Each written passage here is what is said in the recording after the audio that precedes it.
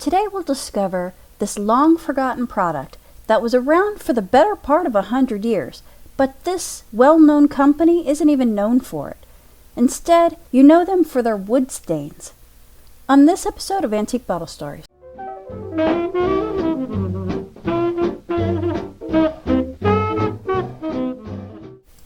Samuel Cabot was born in 1850 in Massachusetts. His family had come over in the 1600s. Most of his ancestors were successful, and he was no exception. Samuel studied chemistry, and by the time he was 20, he was a chemist. Here's just a quick look at his household in 1870. He's living with his mom and dad. His dad's a doctor. He has 2 sisters, 4 brothers, 3 white female and 1 white male domestic helpers, a governess, a clerk, and a cook, all living in the household. I also want to mention that there's a Cabot Street in Salem, Massachusetts, named after this family. By the time he's 27, Samuel returns home from studying in Switzerland with the idea of starting a coal tar dye industry to compete with the Germans. On a side note, unfortunately you can still find coal tar dyes in candies, cosmetics, and man-made vitamins today, which is not a good thing. Cabot Incorporated was founded in 1877. Him and his brother Godfrey, who was also a chemist, set up a laboratory in Chelsea, Massachusetts in 1882, so Samuel's about 32 now. Samuel found out that burning coal tar had a byproduct called creosote. Soon, Cabot had developed a formula for creosote stain, which may have been the first preservative stain for exterior wood, a breakthrough product. By 1884, Cabot's creosote shingle stain would go on to become a standard throughout the country due to its durability and preservation. They came up with other products, such as tar paper. By saturating felt paper with coal tar embedded with gravel, the Cabot business made tar paper, and because it was waterproof, it became very popular for roof building. They also found that residual soot accumulated from the burning of oil distilled from coal tar, which is also called lamp black, had other possibilities, including printer's ink, shoe polish, and stove polish. Cabot learned that early settlers had used eelgrass as a crude home insulation. In the summer of 1893, he created a prototype insulation with layers of eelgrass stitched between sheets of heavy paper. He called it Cabots Quilt, and it quickly became one of the company's primary products until the mid-1940s. Samuel's father, who, remember, was a doctor, suggested that he develop a disinfectant. Samuel created a coal tar disinfectant that became a well-known household product called Cabot's Sylpho-Nathol. From what I can see, it seems to be used like we would use Lysol.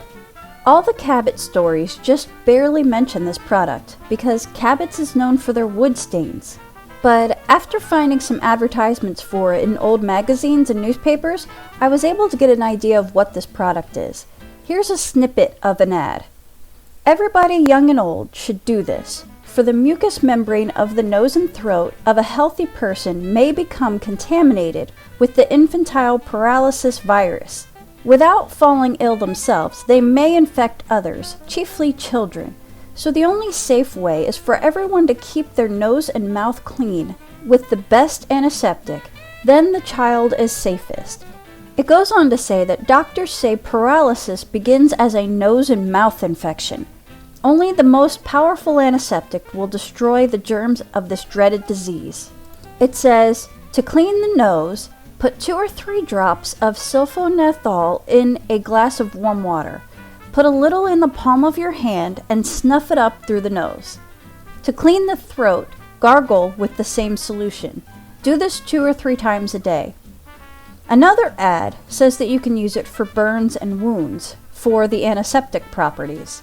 I saw a bottle forum where people have dug up this bottle and they were talking, and a few that still had the cork said this stuff reeked horribly. They said even soaking it for days, it still smelled. Look at this ad that I found from 1921. Now look at the ad next to it. Sorry, quick little ADD moment. Look, you can buy false teeth for as low as $5, and the best set is $7. You can get bridge work for $4, fillings for 50 cents, and teeth extractions for 50 cents. And I have no idea what the 666 is. Alright, let's get back to the story.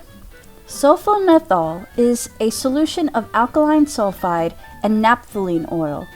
I really can't tell what either ingredient does, except that naphthalene oil sounds pretty toxic.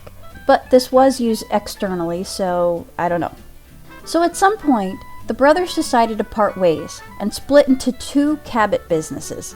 His brother Godfrey's company was called Cabot Corporation, which is still in business, and it deals with construction materials, while Samuel's company was called Samuel Cabot Incorporated, which deals with wood primers, strippers, varnishes, stains, and waterproofing.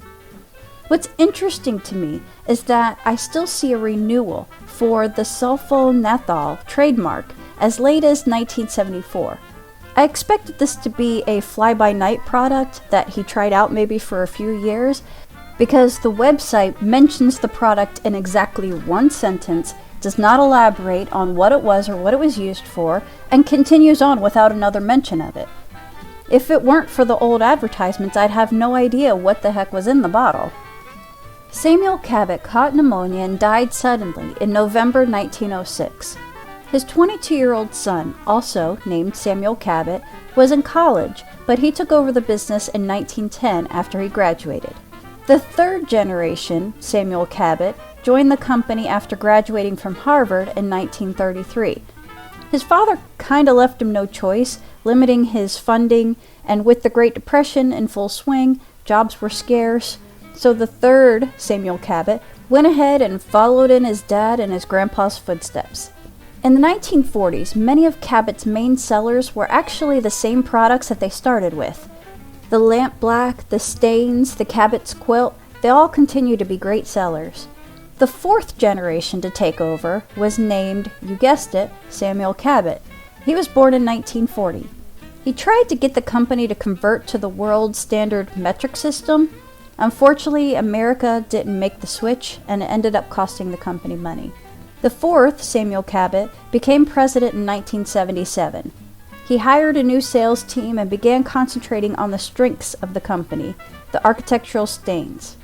In 2000, Cabot promoted a guy named John Schultz to president, making him the first non-Cabot family member to hold that position.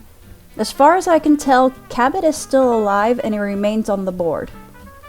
My bottle is just a small size, just over 4 inches tall, and I would imagine it's probably their 10-cent size. It has a date stamped on the bottom, which was only used in the 20s. This has a 5 stamped on it, so that tells me that it was manufactured in 1925. It's machine-made cork top. And that's all I've got for today. We'll see you next time. Thanks for watching.